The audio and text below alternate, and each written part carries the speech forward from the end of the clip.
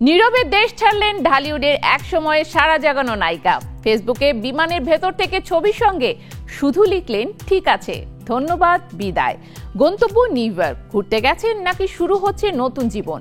মায়ের এই সফর ঘিরে উঠেছে নানা প্রশ্ন, জল্পনা। ফিরবেন তো আবার, নাকি এটাই চিরবিদায়?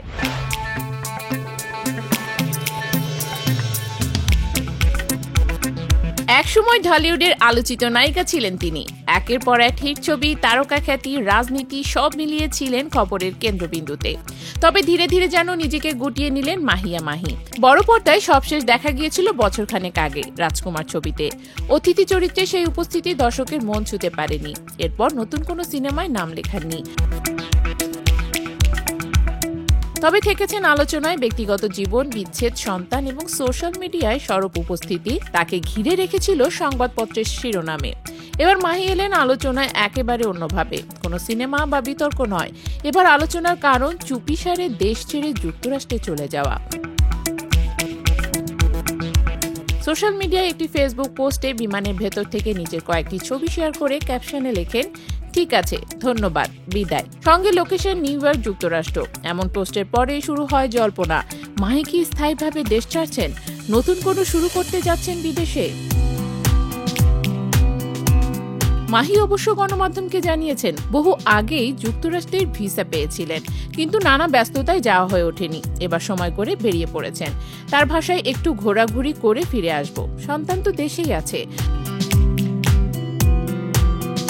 2012 সালে ভালোবাসার রং সিনেমা দিয়ে বড় পর্দায় আত্মপ্রকাশ করেন মাহি। প্রথম ছবিতে নিজের অভিনয়, সৌন্দর্য ও পর্দা প্রতাপ দিয়ে দর্শকের নজর কাড়েন। এরপর অগ্নি, পোড়ামন, অনিঃসাথের ময়না, অবতার, জান্নাত, নবাব, এলএলবি সহ একাধিক হিট সিনেমা উপহার দেন তিনি। ভারতের নায়কদের সঙ্গে পর্দা ভাগাভাগি করেছেন। অনেক কম সময়ে পৌঁছে যান ঢালিউডের শীর্ষস্থানীয় নায়িকাদের কাতারে। তবে গত কয়েক বছর তার জীবনে এসেছে বড় পরিবর্তন। রাজনীতিতে সক্রিয় অংশগ্রহণ, সংসদ নির্বাচনে প্রার্থী হওয়া, বিচ্ছেদ, সন্তানের জন্ম সব মিলিয়ে তার বাস্তব জীবন হয়ে উঠেছে সিনেমার চেয়েও নাটকীয়।